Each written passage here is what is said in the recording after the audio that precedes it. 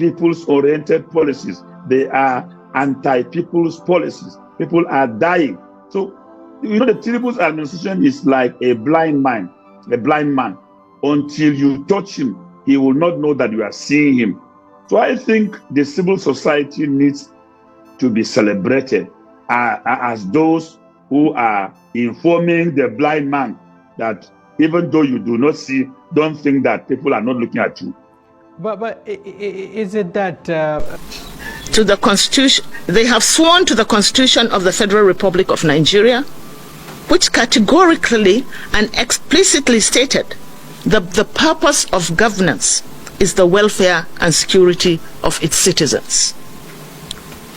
We need to remind this government that they are here basking in power courtesy of the votes from the North.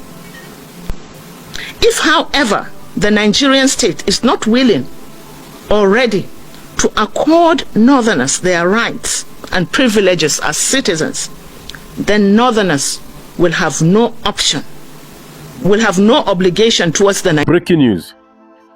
Our Northern brothers and sisters are ready to break out of Nigeria as a result of the hardship of Pablo Escobar's government. This comes courtesy of popular activist Aja Najatu. She cited, the rate of insecurity, the deliberate act of Pablo Escobar's government in the involvement of insecurity. How come with the level of insecurity in Benue State, the government is mute about it? I learned that one of the generals was located to Benue State recently. Shortly after that, 100 people were terminated, including those in IDP camp. They were terminated. Meanwhile, different soldiers have come out of recent to accuse Nigerian generals of their involvement in insecurity in the country. Yet, instead of Pablo Escobar to have dealt with this, he's busy, gallivanting everywhere, running around for 2027 election. The life and properties of citizens mean nothing to him. To some extent, they make sense in this video. And they're already threatening they're going to opt out of Nigeria, just like the Biafras. Guys, they cited anti-policies of Pablo Escobar government. As you watch this, I beg of you, kindly give it a thumbs up. Endeavor to share so that the world can hear this and be aware of it. And above all, I want to know what's your takes on this. Don't forget to like and please share and drop your opinion at the comment section. Thank you.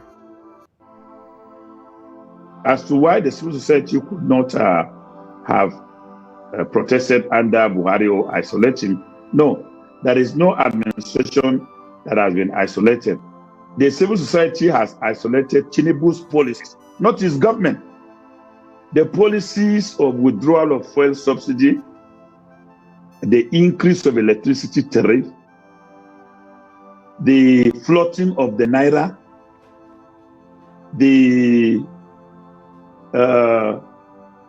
non-provision of a mechanism to deal with these harsh economic policies is what had isolated Tinubu's government, and that is why he's receiving these responses from the people. So all that the people are saying is that these your policies which you said, oh, you have no regret, are not people's-oriented policies. They are anti-people's policies. People are dying. So, the Tinubu's administration is like a blind man.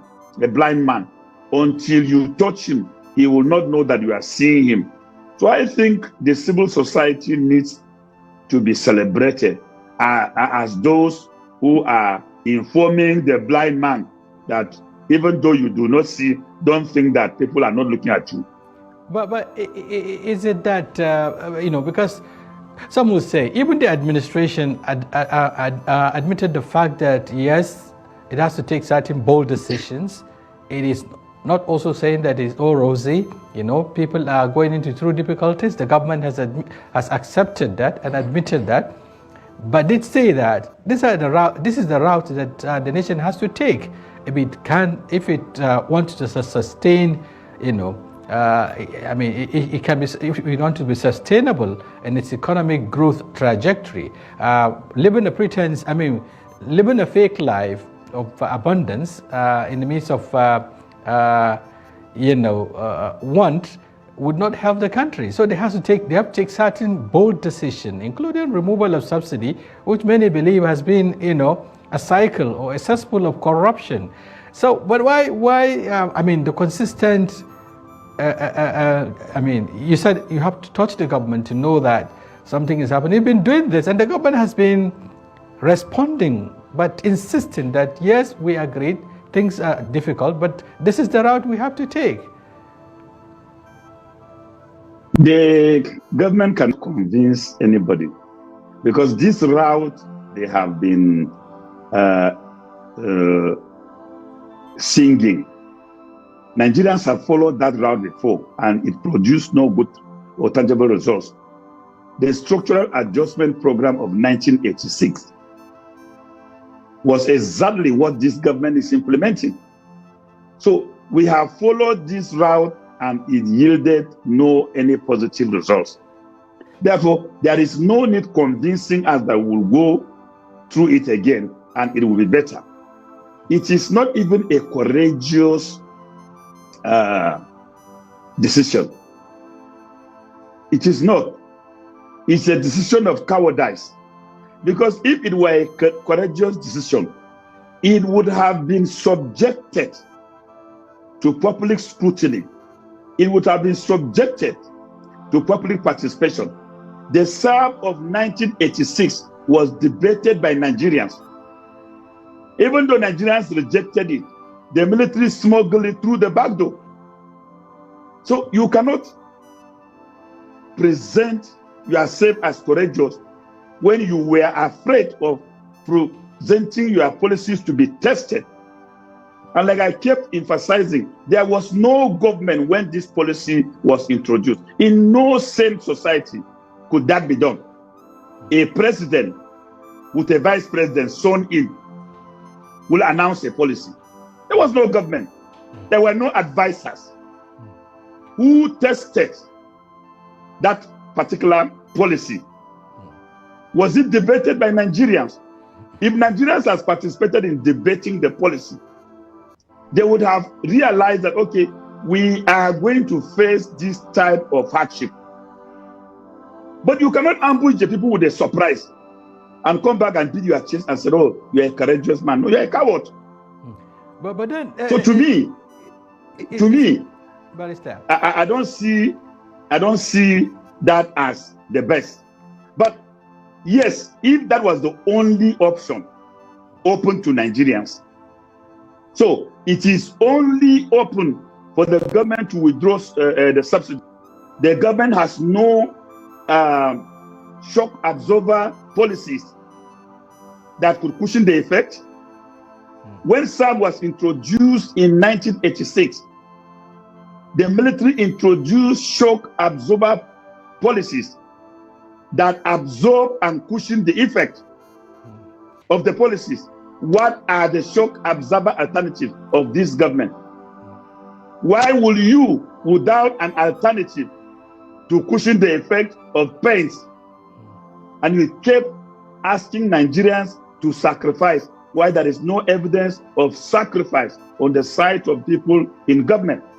How do we believe you? Barrister, you talked about public participation, because what the government keeps saying is that you in the opposition, especially people like you who have been consistent in criticizing the government, have failed, in providing alternatives.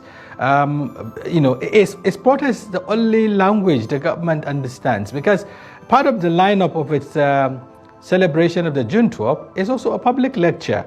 What stops people like you and quite a number of those who disagree with the position of the government to be part of that conversation, a national conversation, public interaction, to suggest and to bring some of the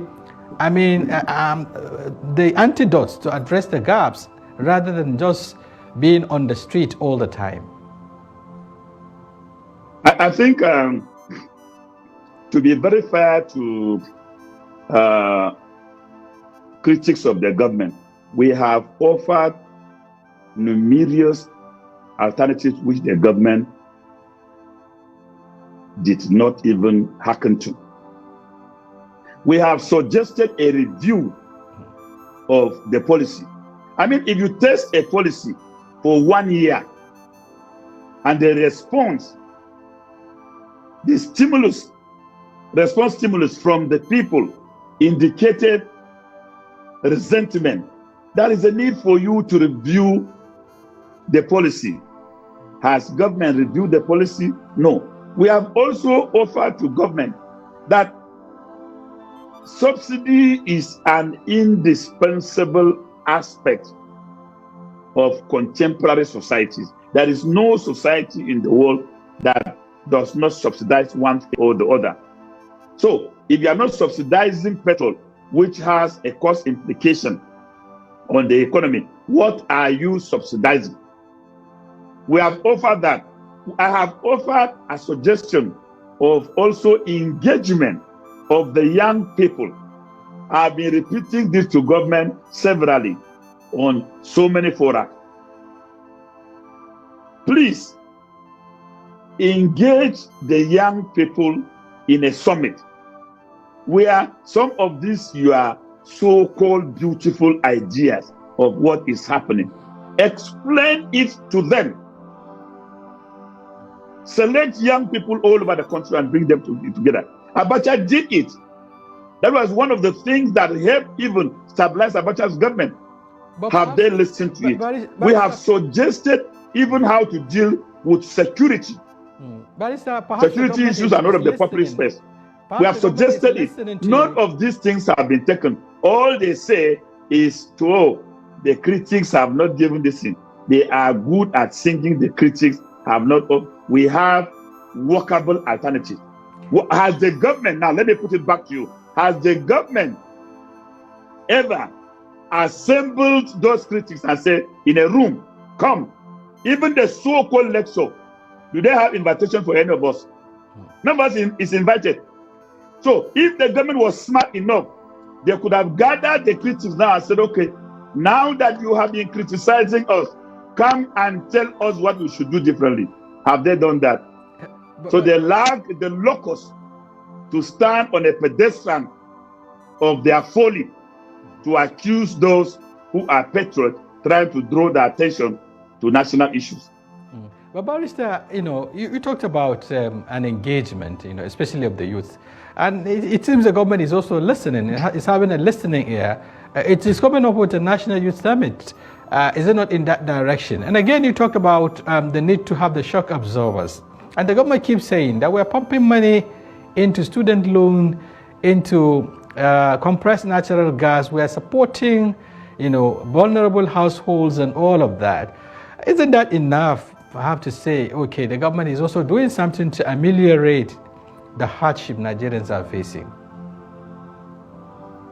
After 2 years of this supposed shock absorber mechanism, what are the results?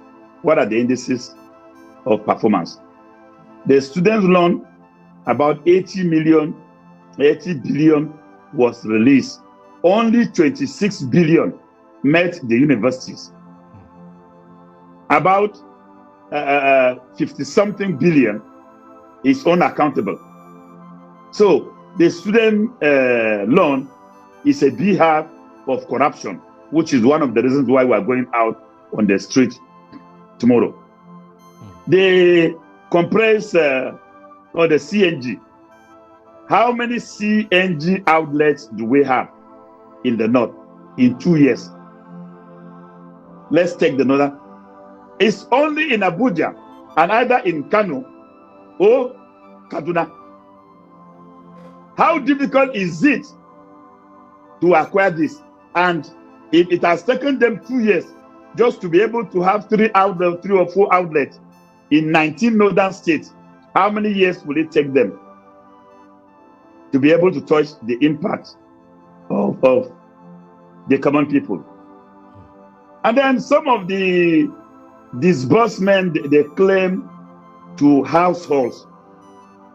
Of course, that was started under Buhari, and it is undeniable that it is a conduit of monumental corruption. No wonder the Minister of Humanitarian and Poverty Creation, who was suspended. In less than 6 months, she was being investigated of being unable to account for 72 billion. So let us be a bit realistic. These mechanisms are just to oil the pockets of those supporters of the government, but they do not sincerely meant to reach the common people. Let me give an example with what Shagari did. I even suggested this. Shagari had the National Supplies Company, where, essential goods were imported into the country, and these were shared to the state. They had even local government offices. Credible Nigerians were selected and entrusted with the distribution. And you could find rice in a rural area and purchase it. Today, 2 years into this administration, all we are hearing is huge figures being rolled out as disbursement made to households. And some of the names mentioned, you cannot even identify a family in the whole of your local government that has such name. Right. Okay. So again, that of liberation is watered by blood. So many people died in South Africa. They sacrificed their lives for freedom. So freedom is not a teacup conference. It is gotten by sacrifice. And that is all that we need to know. So definitely, people have lost their lives. We've commensurated with their families. And we also have blamed the government for being irresponsible. But that will not stop us until the government change. If the government has not changed on unleashing pains on Nigerians, protests will not stop. Right. Okay. The 28th of March, to the horrifying news of a gruesome massacre in which about 16 people from northern part of the country were massacred in a very savagery manner that is reminiscent to the barbarism of the old Roman Empire. We have noted that since the event, leaders have issued the usual condemnation, and security agencies have announced the commencement of investigations, and community leaders have risen up to speak on the atrocity. But even as this was happening, some reckless parochial local champions have continued to insult the North and deride its people, fabricating lies and spreading mischief on the incidents. This is a very familiar scene in the last 2 decades. We are here to tell Nigerians that this incident is one too many and will no longer be tolerated. We are speaking after due consultations with the Northern Elders Forum and the Arewa Consultative Forum and some northern professionals, and precisely because we have restrained our youth from reacting and retaliating. For the records, this is not the first time that Northerners have been targeted and killed under several guises and excuses. We recall the event of March 2016, where at the Mile 12 crisis, where Northerners were killed. In the same 2016, another massacre of innocent Hausa traders and settlers in Port Harcourt were killed. In December 2019, in Akure Market, is the Akure Market killing, where Northerners were killed. In Oyo State, at the Iganga, is the Iganga killings in June 2021, where Northerners were killed and their properties were destroyed. In April 2021, in Imo State, dozens of northern traders and cattle herders were slaughtered in cold blood. by some armed bandits.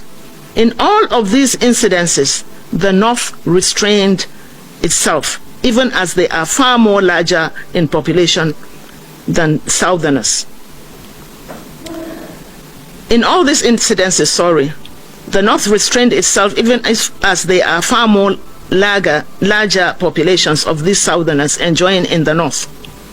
They are growing their businesses, making money off Northerners, all without any form of harassment. The North is not stupid. We can no longer allow a situation where our people are hunted down like game, while the same tribes are welcomed in the North, enjoying hospitality and making money off Northerners. This government and the ones it succeeded have also shown that they neither have the will or the capacity to deal with the threats to human life in Nigeria. The country has become a killing zone as they sit there and supervise the sharing of national resources meant to provide for the welfare and security of our citizens.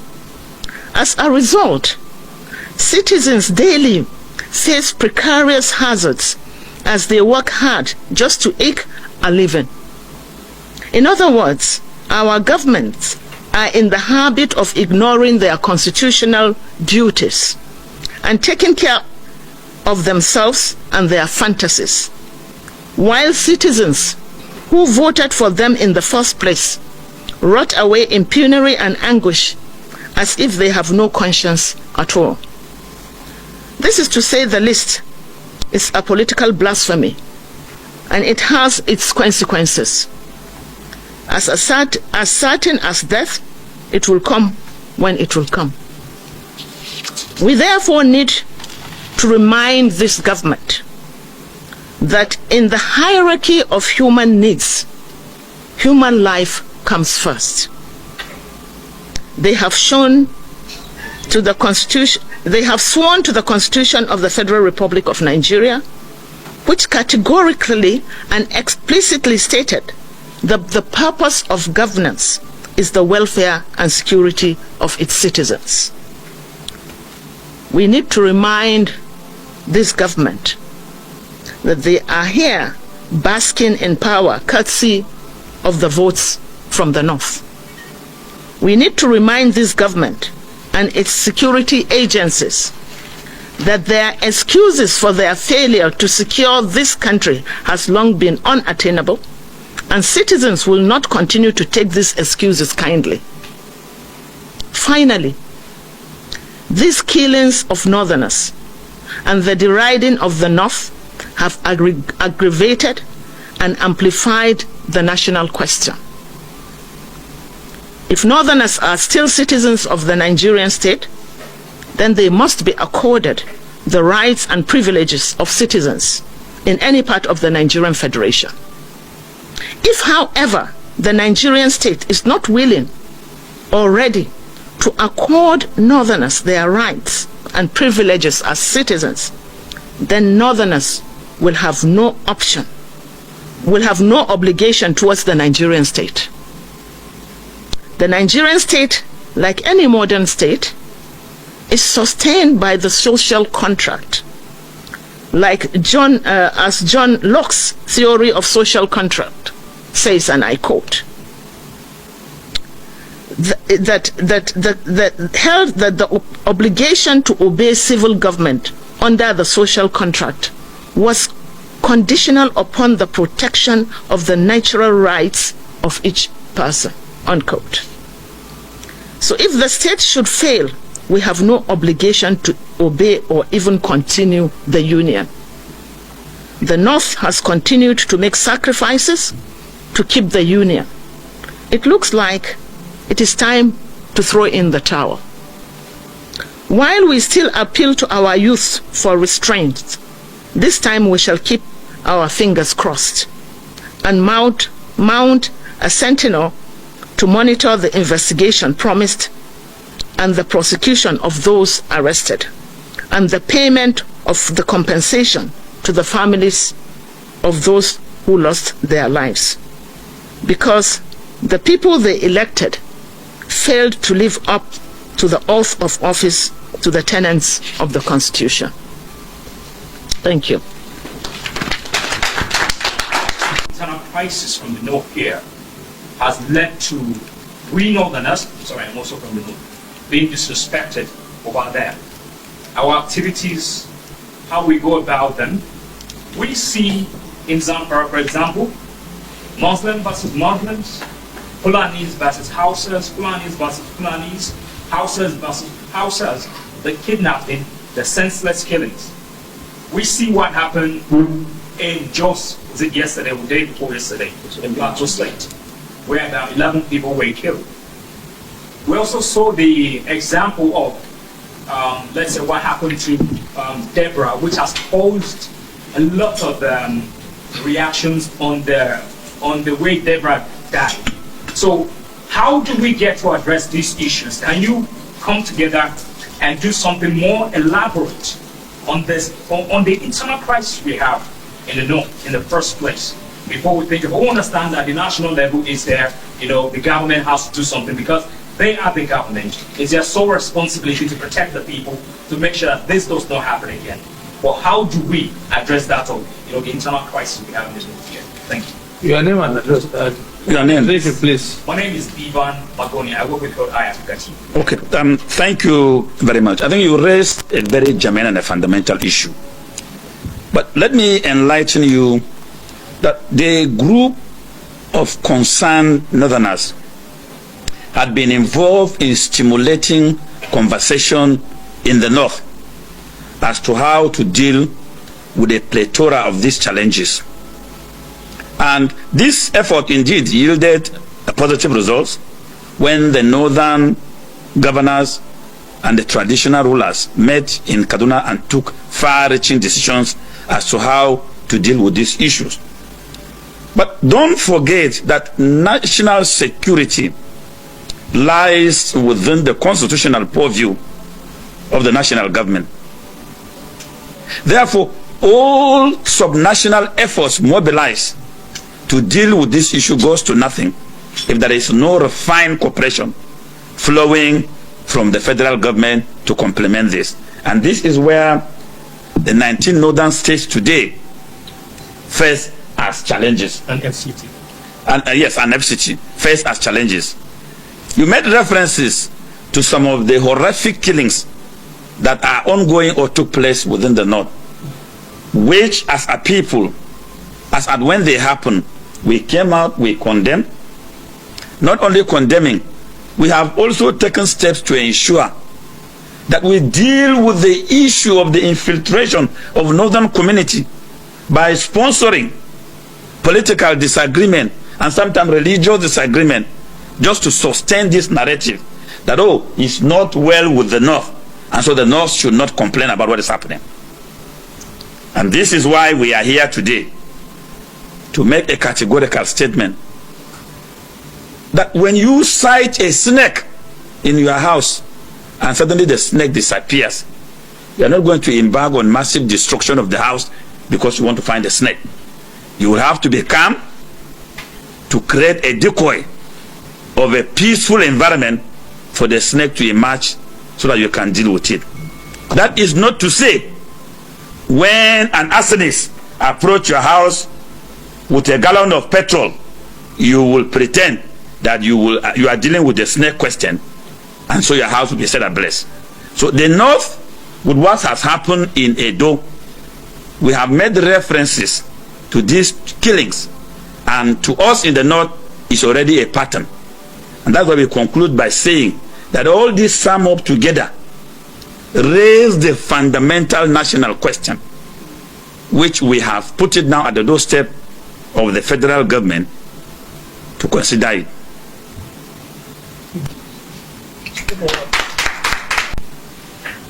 Well, what I have basically put across is that we are appealing to the youth, the restive youth in the North, who by virtue of what has happened in Uromi are calling for reprisal. And I stated that the mere fact that all of us seated here are supposed to be in our comfort zone celebrating Salah with our families, but we are here gathered in Abuja, convey how we appreciate how serious this issue is. And we're saying that this is not just mere normal press briefing. We're going to back up whatever we have stated here with action. We're going to deliver a letter thereafter to the Edo State Government Lodge to be conveyed to the governor about what we expect of this situation. A very transparent investigation. The suspect should be paraded, because the suspect had also identified themselves by the videos they produced and sent online. So they are known. We're saying that this transparent investigation will lead to accountability, and that in the final analysis, Edo State government will have to pay compensation for the lives of these 16 innocent people that died in transit. And we are saying that our people should consider what has happened as a challenge to our faith and